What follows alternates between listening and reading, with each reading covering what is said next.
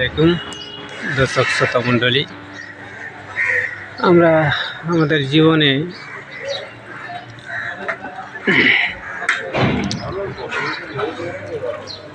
জীবনের পথে কত রিস্ক নিয়ে আমাদের কোথায় কোথায় উঠে কিভাবে কাজ করি।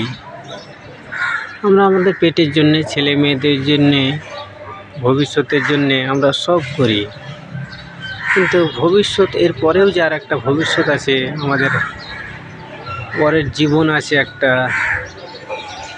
যে সৃষ্টি করেছে তার কাছে একবার যেতে হবে, কৈফিয়ত দিতে হবে। সে যে 5 ওয়াক্ত নামাজ ফরজ করেছে, রোজা ফরজ করেছে, হজ জাকাত করেছে, আমাদের নিয়ম নীতি যেগুলো আছে এগুলো আমরা না মেনে এত কিছু করতে পারি, কিন্তু আমরা এইসব জিনিসগুলোকে মাথায় রাখতে পারি না। তাই বন্ধুগণ, আমরা আসুন সকলেই 5 ওয়াক্ত নামাজ পড়ি, কাজের ফাঁকে ফাঁকে, এবং কাজও করি। শুধু কাজ করেই আমাদের জীবনটা শেষ করলে হবে না।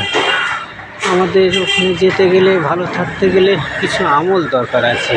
তাই আমল আমরা সঙ্গে করে নিয়ে যাওয়ার চেষ্টা করব।